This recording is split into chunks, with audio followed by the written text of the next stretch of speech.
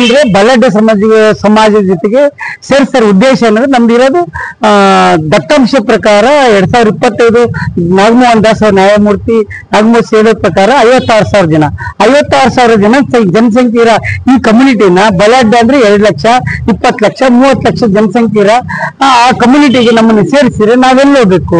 ಅವ್ರ ಜೊತೆ ಈ ಸಣ್ಣ ಸಮಾಜ ಸೇರ್ಲಿಕ್ಕಾಗತ್ತಾ? ನಾವು ಅಸ್ಪೃಶ್ಯ ಜನಾಂಗ ಏನು ರೈಟ್ ಲೆಫ್ಟ್ ಏನು ಶೋಷಣೆಗೆ ಒಳಗಾಗಿದ್ದಾರೋ ಅವ್ರಿಗಂತ ನಾವು ಶೋಷಣೆಗೆ ಒಳಗಾಗ್ತಾರೆ. ಹೇಗೆ ಅಂದ್ರೆ ಈಗ ಅಂದು ಸಾಗಾಣಿಕೆ ಮಾಡೋದು, ಮತ್ತೆ ಕೊಳಗೇರಿ ಇಲ್ಲಿ ಜೀವನ ಮಾಡ್ತಾ ಇರೋದು, ಮತ್ತೆ ಟ್ರೈಬಲ್ಸ್ ಅಲ್ಲಿ ಕಳ್ಳತನ ಪಟ್ಟಿಯನ್ನು ಒತ್ಕೊಂಡಿರೋರು, ಎಲ್ಲೇ ಹೋಗ್ಲಿ ಶೈಕ್ಷಣಿಕವಾಗಿ ನಮಗೆ ಪ್ರವೇಶ ಇಲ್ಲ, ಧಾರ್ಮಿಕವಾಗಿ ದೇವಸ್ಥಾನಗಳು ಪ್ರವೇಶ ಇಲ್ಲ. ಹೀಗಿರುವಾಗ ನಾವೇನು ಅವರು ರೈಟ್ ಲೆಫ್ಟ್ ಏನ್ ಹೇಳ್ತಾರೋ ಅವ್ರಿಗಂತ ಶೋಷಣೆ ಒಳಗಾದವ್ರನ್ನ ನಮ್ಮನ್ನ ಮಾದಿಗ ಸಮಾಜದಲ್ಲಿ ಸೇರಿಸ್ಬೇಕು.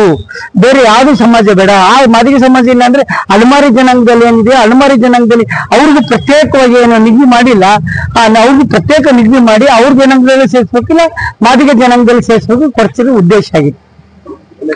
KN ಪ್ರಭು, ಕಾರ್ಯಾಧ್ಯಕ್ಷರು, ರಾಜ್ಯ ಕಾರ್ಯಾಧ್ಯಕ್ಷರು. ಕೊರಚರ ಮಹಾಸಂಘ ಸರ್ಕಾರ ಒಳ ಮೀಸಲು ಪುನಃ ಪರಿಶೀಲನೆ ಕೊರಚರ ನ್ಯಾಯ ಒದಗಿಸಲು ಸರ್ಕಾರಕ್ಕೆ ಒತ್ತಾಯ. ಕೊರಚ ಸಮಾಜದ ತಬ್ಬಲಿ ಸಮಾಜ ಕರ್ನಾಟಕ ರಾಜ್ಯದಲ್ಲಿ 2011 ಜನಗಣತಿ ಪ್ರಕಾರ 55,148 ಜನ ಇದ್ದು, ಈಗ ತಾನೇ 2025 ಜನಗಣತಿ ಮಾಡಿಸಿದಾಗ ನಾಗಮೋಹನ್ ದಾಸ್ ಅವರು 1,000 ಜಾಸ್ತಿ ಆಗಿದೆ. ಅದು ತೃಪ್ತಿ ಇಲ್ಲ ನಮಗೆ. ನಾವು ದಯಮಾಡಿ ಕರ್ನಾಟಕ ಸರ್ಕಾರಕ್ಕೂ ನಾನು ಒಂದು ಕಿವಿಮಾತು ಹೇಳಕ್ಕೆ ಇಷ್ಟಪಡ್ತೀನಿ, ಮನವಿಯನ್ನು ಮಾಡ್ತೀನಿ.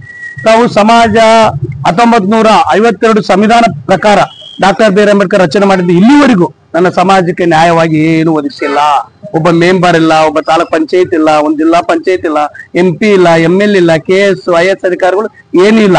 ಸುಮ್ಮನೆ ಈ ರೋಡ್ ಬೀದಿಗಳಲ್ಲಿ ಬರೀ ಕಿರ್ಚಾಡದೆ ಆಗಿದೆ ಹೊರತು ಈ ಪ್ರಜಾಪ್ರಭುತ್ವದಲ್ಲಿ ಹುಟ್ಟಿರದೆ ತಪ್ಪ ನಾವು ಕೊರತರು. ಬಹಳ ನನ್ಗೆ ನೋವಾಗುತ್ತೆ, ಬಹಳ ನೋವಿನ ಸಂಗಾತಿ. ಮುಂದಿನ ದಿನಗಳಲ್ಲಿ ಫ್ರೀಡಂ ಪಾರ್ಕ್ ನಲ್ಲಿ ಉಗ್ರವಾದ ಧರಣಿ ಕುಂದಿರ್ತೀನಿ, ಉಪವಾಸ ಸತ್ಯಾಗ್ರಹ ಮಾಡ್ತೀನಿ. ಮಾನ್ಯ ಈ ಕರ್ನಾಟಕ ಸರ್ಕಾರಕ್ಕೆ ಪರಿಚಯ ಆಗಿರ್ತಕ್ಕಂಥ ತಂಪಲ್ಲಿ ಇನ್ನೊಂದು ಸಮಾಜಕ್ಕೆ ಆಗಿಲ್ಲ ಅನ್ಕೊಂಡಿದ್ದೀನಿ. ನಾವು ಬಹಳ ನೋವಲ್ಲಿದ್ವಿ. ಯುವಕರು, ಈ ಅಕ್ಕ ತಂಗರು, ಅಣ್ಣ ತಮ್ಮರು ಬೀದಿ ಪಾಲಾಗಿ ಕಳ್ಳರು ಪಟ್ಟ ಕಟ್ಕೊಂಡು ಪಟ್ಕಾಣಿ ಪುಟ್ಟಿ ಮಾಡ್ಕೊಂಡು ಕೂದಲು ಏರ್ಪಿನ್ ಮಾಡ್ಕೊಂಡು ಪುಟ್ಟಿ ಎಣ್ಕೊಂಡು ಈ ಸಮಾಜ ಹುಟ್ಟಿರೋದು ತಪ್ಪ. ಈ ಕರ್ನಾಟಕದಲ್ಲಿ ಬಹಳ ಅನ್ಯಾಯ ಆಗಿದೆ, ಬಹಳ ನೋವಿನ ಸಂಗಾತಿ. ಶೈಕ್ಷಣಿಕವಾಗಿ, ಆರ್ಥಿಕವಾಗಿ, ಸಾಮಾಜಿಕವಾಗಿ, ಶಿಕ್ಷಣದಲ್ಲಿ ಎಲ್ಲದೂ ಪೇಲೆ. ಇವತ್ತಿಗೂ ಒಬ್ಬನು ಮುಂಚೂಣಿಯಲ್ಲಿಲ್ಲ. ಈ ಪ್ರಜಾಪ್ರಭುತ್ವದಲ್ಲಿ ಬಹಳ ಅನ್ಯಾಯ ಆಗಿದೆ. ಅಖಿಲ ಕರ್ನಾಟಕ ಕೊರಚರ ಮಹಾಸಂಘ ನಾಗರಾಜಂ ರಾಜ್ಯ ಸಂಚಾಲಕರನ್ನಾಗಿ ಈ ಮಾತು ಹೇಳಕ್ ಇಷ್ಟಪಡ್ತೀನಿ. ಕುಮಾರ್ ಅಂತ, ರಾಜ್ಯ ಸಹಕಾರದರ್ಶಿ, ಅಖಿಲ ಕನ್ನಡ ಕೊರಚರ ಮಹಾಸಂಘದಲ್ಲಿ. ನಮ್ಮ ಇವತ್ತಿನ ಪತ್ರಿಕಾ ಪತ್ರಿಕೆಗೆ ನಾವು ಯಾಕೆ ಇವತ್ತು ಒಂದು ಹೇಳಿಕೆ ಕೊಡಕ್ ಬಂದಿದೀವಿ ಅಂದ್ರೆ, ಮಾನ್ಯ ಸಿದ್ದರಾಮಯ್ಯವರು 19/8/2025 ಪರಿಶಿಷ್ಟ ಜಾತಿಯ ಒಳ ಮೀಸಲಾತಿಯನ್ನು ತಂದಿದ್ದಾರೋ ಇದರಲ್ಲಿ ಅತಿ ಘೋರ ಅನ್ಯಾಯ ಆಗಿರೋದು ಅಲೆಮಾರಿಗಳಿಗೆ. ಅಲೆಮಾರಿ ಪಟ್ಟಿಯಲ್ಲಿರೋ 50 ಜಾತಿಗಳು ಏನಿದೀವಿ, ಚಿಕ್ಕ ಪುಟ್ಟ ಜನಾಂಗದವರು ನಮಗೆ ಬಹಳ ಅನ್ಯಾಯ ಆಗಿದೆ. ಅದರಲ್ಲೂ ಎಸ್ಪೆಷಲಿ ಕೊರಚ ಜನಾಂಗಕ್ಕೆ ಸಿಕ್ಕಾಪಟ್ಟೆ ಅನ್ಯಾಯ ಇದೆ. ನಾಗಮೋಹನ್ ದಾಸ್ ಅವರು ಇತ್ತೀಚೆಗೆ ಒಂದು ವರದಿ ಕೊಟ್ಟರು. ವರದಿ ನಮ್ಮ ಜನಸಂಖ್ಯೆನ ಕಡಿಮೆ ಮಾಡಿದ್ರೆ ಬಿಟ್ರೆ ಇನ್ನು ಉಳಿದು ಪೂರ್ತಿ ದತ್ತಾಂಶ 100ಕ್ಕೆ 100% ಸತ್ಯವಾಗಿದ್ದಾವೆ. ಯಾಕೆ ಸತ್ಯವಾಗಿದ್ದಾವೆ ಅಂದ್ರೆ, ಒಂದು ಅಲೆಮಾರಿ ಆಯೋಗ ಬಂದು ಸುಮಾರು 18ರಲ್ಲಿ ನಾವು ಅಲೆವೆಬ್ಸೈಟ್ ಅಂತೀವಿ, 18ರಿಂದ 25 ತನಕ ಅತ್ಯಂತ ಕಡಿಮೆ ಸೌಲಭ್ಯ ಪಡೆದ ಜಾತಿಗಳೆಲ್ಲ ಪಟ್ಟಿ ಮಾಡಿದ್ರೆ ಆ ಪಟ್ಟಿಯಲ್ಲೂ ಸಹ ನಾವು ಕೆಳಗಂತದಲ್ಲಿದ್ದೀವಿ. ಇಂಥ ಏನು ತಬ್ಬಲಿ ಸಮಾಜನ ನೀವು ತಗೊಂಡೋಗಿ ಪ್ರಬಲ ಸಮುದಾಯ ಜೊತೆಗೆ ಫೈಟ್ ಕೊಟ್ರಿ ಮಾಡ್ರಿ ಅಂದ್ರೆ ಹೆಂಗ್ ಮಾಡಕ್ಕಾಗತ್ತೆ? ಇಲ್ಲ ನೀವು ರಿಸರ್ವೇಶನ್ ಕೊಡಿ, ಇಲ್ಲ ರಿಸರ್ವೇಶನ್ ತೆಗೆದು ಬಿಡಿ. ರಿಸರ್ವೇಶನ್ 5 ಜನ ನೆಪ ಮಾತ್ರ ಇಕ್ಕಕ್ ಹೋಗ್ಬೇಡಿ. ನಮ್ಮನ್ನ ಬ್ರಾಹ್ಮಣರ ಜೊತೆಗೆ ಹಾಕ್ರಿ, ಇಲ್ಲಾಂದ್ರೆ ಮಾದಿಗ ಜನಾಂಗದ ಜಾತಿ ಈ ಪ್ರಬಲ ಜನಾಂಗದ ಜೊತೆಗೆ ಹಾಕ್ಬೇಡಿ. ಯಾಕಂದ್ರೆ ಇವರು MLA MP ಆಗಿರುವಂತ ಜನಾಂಗಗಳು, ಇವರೆಲ್ಲ ನಮ್ಮ ಅಲೆಮಾರಿಗಳಲ್ಲಿ ಆಗಂತ ಸಾಧ್ಯತೆಗಳಿಲ್ಲ. ಸುಪ್ರೀಂ ಕೋರ್ಟ್ ಗೈಡ್ಲೈನ್ಸ್ ಫಾಲೋ ಮಾಡಿ ಮುಖ್ಯಮಂತ್ರಿಗಳೇ. ಸುಪ್ರೀಂ ಕೋರ್ಟ್ ಹೇಳಿರೋದು ನಿಮಗೆ ದತ್ತಾಂಶ ಏನು ಕಲೆಕ್ಟ್ ಮಾಡ್ಕೊಂಡು ಯಾರು ಸಾಮಾಜಿಕವಾಗಿ, ಆರ್ಥಿಕವಾಗಿ, ಶೈಕ್ಷಣಿಕವಾಗಿ ಹಿಂದುಳಿದಾರೋ ಅವರಿಗೆ ಒಳ ಮೀಸಲಾತಿ ಕೊಡಿ ಅಂತ ಹೇಳಿದೆ ಸುಪ್ರೀಂ ಕೋರ್ಟ್. ನೀವು ಎಲ್ಲಾ ಸೌಲಭ್ಯಗಳನ್ನ ಪಡ್ಕೊಂಡವರಿಗೆ ನೀವು ಒಳ ಮೀಸಲಾತಿ ಕೊಟ್ಬಿಟ್ಟು ತಬ್ಬಲಿ ಸಮಾಜದ ಅಲೆಮಾರಿಗಳಾಗಿರ್ಬೋದು, ನಮ್ಮ ಅಲೆಮಾರಿಗಳಾಗಿರ್ಬೋದು, ಕೊರಚರಾಗಿರ್ಬೋದು, ನಮ್ಗೆಲ್ಲ ನಾವು ಸಹ ಅಲೆಮಾರಿಗಳೇ. ನಮ್ಮನ್ನ ತಗೊಂಡು ನೀವು ಪ್ರಬಲ ಸಮುದಾಯ ಹಾಕಂದ್ರೆ ಒಳ ಮೀಸಲಾತಿ ಆಗಲ್ಲ. ಇದು ವೋಟ್ ಬ್ಯಾಂಕ್ ಮೀಸಲಾತಿ ಆಗುತ್ತೆ.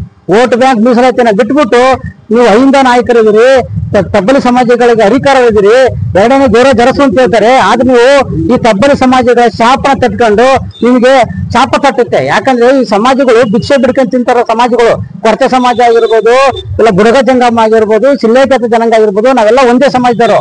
ನಮ್ಮಷ್ಟು ಶೋಷಣೆಗೆ ಒಳಗಾರಂತ ಜನಾಂಗ ಇನ್ನೊಂದು ಈ ರಾಜ್ಯದಲ್ಲಿ ಇಲ್ಲ. ಇಂಥ ಸಮುದಾಯಗಳನ್ನ ಈಗ ನಾನು ಹೇಳ್ತೀನಿ, ನಮ್ಮ ಸಿದ್ದರಾಮಯ್ಯ ಸಾಹೇಬ್ರಿಗೆ ನಾವೇನೋ ಸ್ಪರ್ಶರು ಅಂತ ಹೇಳಿ ನಮಗೆ ಕರಿತಿರೋ, ಈಗ ಬಂದು ದಾವಣಗೆರೆ ಅಲ್ಲ ಇಡೀ ಕರ್ನಾಟಕದ ಪರಶರು ಅಂತ ಹೇಳ್ರಿ.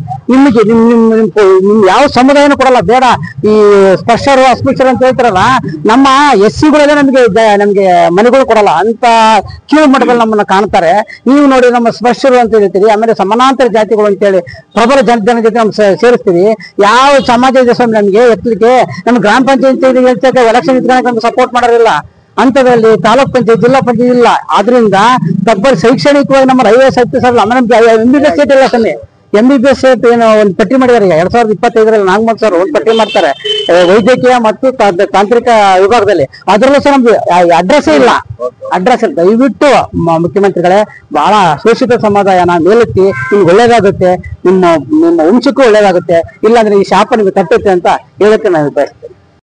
ಈಗ ದೊಡ್ಡ ಸಮುದಾಯವರು ಅಂದ್ರೆ ನಾವು ಎಲ್ಲ ಒಂದು ಅವ್ರಿಗೆ ಗೊತ್ತು, ದೊಡ್ಡ ಸಮುದಾಯ ಅಂದ್ರೆ ಎಲ್ಲ ಅವ್ರಿಗೆ ಗೊತ್ತು ನಾವ್ ಎಷ್ಟು ಹಿಂದುಳಿದ ಇದೀವಿ ಅಂತ ಹೇಳಿ. ಆಮೇಲೆ ಅವ್ರಿಗೆ ಮಾನ್ಯ ಸಿದ್ದರಾಮಯ್ಯವರು ಅನಲೈಸ್ ಮಾಡಿ ಕೂಲಂಕುಷವಾಗಿ ಪರಿಶೀಲಿಸಿ ನಮಗೆ ಅನ್ಯಾಯವಾಗದಂತೆ ಅವರು ನಮ್ಗೆ ನ್ಯಾಯ ಕೊಡ್ಬೇಕು. ಮತ್ತೆ ಇವರು ನ್ಯಾಯ ಕೊಡ್ಲಿಲ್ಲ ಅಂದ್ರೆ ಮುಂದಿನ ದಿನಗಳಲ್ಲಿ ನಾವು ಹೋರಾಟಕ್ಕೆ ಇಳಿತೀವಿ, ಆಮೇಲೆ ನ್ಯಾಯಾಲಯಕ್ಕೂ ಹೋಗ್ತೀವಿ ಅಂತ ಹೇಳ್ತಾ ನಾನು ಈ ಮಾತನ್ನು ಮುಗಿಸ್ತಾ ಇದ್ದೇನೆ. ನಾರಾಜ್ ವಕೀಲರು.